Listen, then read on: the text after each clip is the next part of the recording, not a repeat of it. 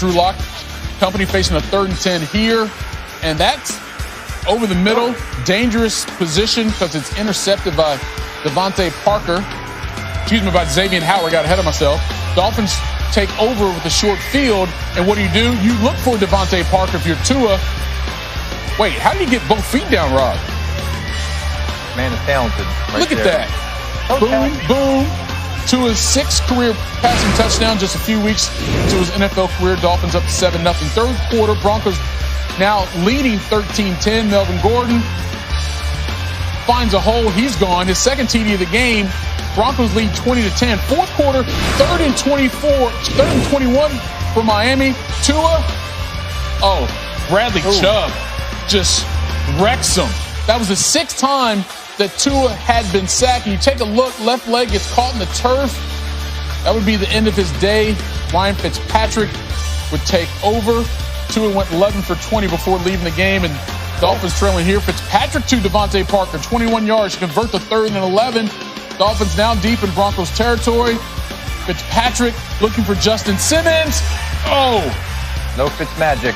Couldn't do it. Justin Simmons there with the interceptions. Dolphins come back late to win it 20-13. Here's Brian Flores on the status of Tua. No, Tua wasn't injured. We just felt like it was the best move at that point in the game. We had to get in the 2-minute mode, and we just felt like he gave us the best chance to win the game, which we had an opportunity at the end. My thoughts were whatever was going to be best for the team. We couldn't, when I was in, we couldn't really get things going. And, Coach felt like his decision to put Fitz in to try to give us a spark. So when I heard that, it's really what's best for the team. And, if we were to win with Fitz in there, the locker room would be a lot different. Everyone would be a lot happier. But it just sucks to lose. All right, so with that 5-game win streak snapped, the Dolphins fall to 6-4. A game behind the Bills there in the AFC East going into Week 12. Patriots, Jets, they don't really matter. It's a 2-team race right now. Tim Hasselbeck back in. What did you make of Brian Flores' decision to take Tua out? Not because of the injury, just because he thought his team needed a spark. Yeah, well, it was surprising to hear him say that. When it happened, I wasn't exactly sure what the decision was because, as we saw in the highlight, Tua did get kind of rolled up on funny and been sacked a bunch in that game. They're down 10. And so I think there was an element that they clearly weren't playing well offensively. And so I thought that there was maybe a shot of, look, we can't protect him. It wasn't like they were blitzing their protections. They just had a hard time winning the battle up front. And so because of that, he was getting hit. He was getting sacked. He comes down funny. And I thought in a 10-point game, he just maybe thought, look, we're going to take him out. Then as that game, kind of changed and Fitz did, give them a bit of a spark and they caused a turnover, in their, inside their own 10-yard line, I thought, look, maybe they're going to put Fitz back out there because they think it gives them, gives them their best chance to win. And it sounds like from Brian Flores, from Tua, that was the plan. So, look, I don't think it's a great move to do that often. I do feel like in this situation, in this football game, it was probably warranted. But if you're trying to develop a young quarterback, every time that guy is struggling and you're down 10, you can't be in a situation where you yank him out of the football game. You can't. Now, it almost worked against the Broncos today, but I don't think that is the right plan to develop a quarterback going forward. And so, I would be really cautious about doing it if that was the plan in those situations in the future.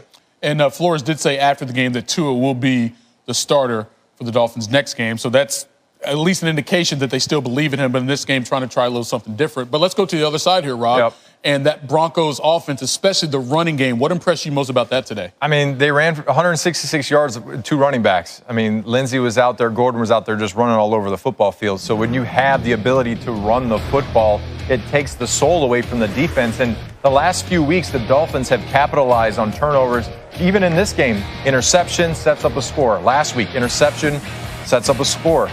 So their ability to run the football, it sets the tone of the game.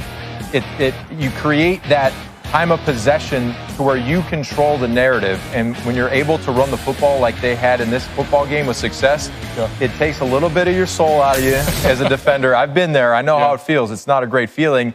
The altitude's a little high right there, too, so you're even more winded. And at the end of the day, you can't win a football game giving up almost 200 yards on the ground. Yeah, so we can talk about the quarterback situation, but for the Dolphins defense, allowing that many rushing yards from Denver also played a part in that L. All right, some more action. Got the Jets and the Chargers. New York winless still coming into this game, and Joey Bosa in L.A. Looking to keep it that way. Push-ups before the game, really, Rob? That's what we're doing, reflecting on them like that? Before the pool push-ups. Yeah, right? All right, Justin Herbert. Tim, as you've gotten to see more and more film on him, what's impressing you about this young guy? Well, I think his command of a more complex offense than he ran in college, and clearly the physical tools are all there for Herbert. Had a touchdown pass to Mike Williams, then finds Keenan Allen here on 3rd and goal. And just like that, the Chargers out to a big lead, 31-13. Now, here come the Jets. That's a little bit of a joke. Joe Flacco, Chris Herndon, cuts the lead at 34-26. Again, still looking for that first win. 2 minutes to go. 4th and 9. They can get a touchdown, a 2-point conversion. Oh, is that good defense or is that pass interference?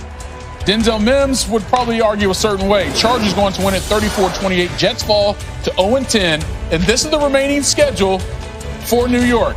Dolphins, Raiders at home, back-to-back road games in Seattle and L.A., and then Browns, Patriots. Tim, I'm going to start with you. Do you see a W on this schedule for the Jets? Listen, the chances are real good there, but look, their best shot may be January 3rd at New England, which is crazy to say, but based on what we've seen from New England and the rest of that schedule in front of them there, that might be their best shot. And it's scary to think that, and I quite honestly would not wish all of those losses stacked up against, on top of each other for any football team. It's got to be a miserable experience. All right, Rob, putting you on the spot. I can tell you firsthand, I was on an 07 Miami Dolphins team. They were 1-15. Yeah, I was on that team. Right. And I can tell you, when you win that one game, it's like winning the Super Bowl because you do not want to go 0-16. The Jets do not want to go 0-16. So I pray for them that they can get a win at some point moving forward. Maybe the Browns, I don't know. I mean, look. When you're playing on Sunday, you want to win the football game, and you do not want to be on a list. It's a very short list of guys that haven't won a game in a season. You don't want to be on it, trust me. It would be interesting if it did come down to the season finale against the Patriots. Maybe the marquee game, at least the way it finished for sure, the early afternoon games, the Titans taking on the Ravens. A little before the game, Malcolm Butler chirping at the other sideline. Of course, his first meeting since that divisional playoff game last year when the Titans upset the Ravens, and Mike Vrabel, was he dismissive to Harbaugh there? All right, let's see how that plays out. Here comes Ryan Tannehill to Jonnu Smith.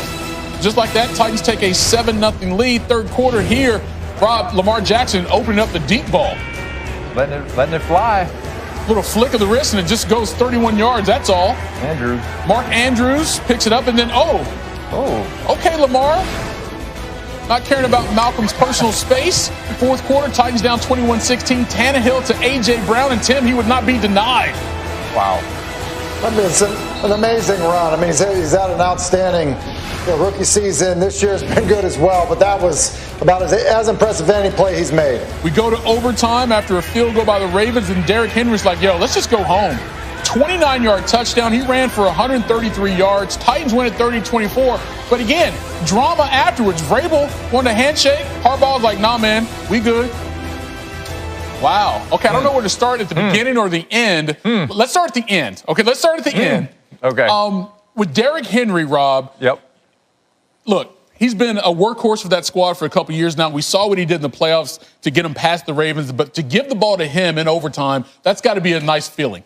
This felt like an old school battle, right? Just all about hard nose, hit them in the mouth type football. And when you run the ball 28 times for 133 yards and your receivers are not going down, they're running through tackles, scoring touchdowns.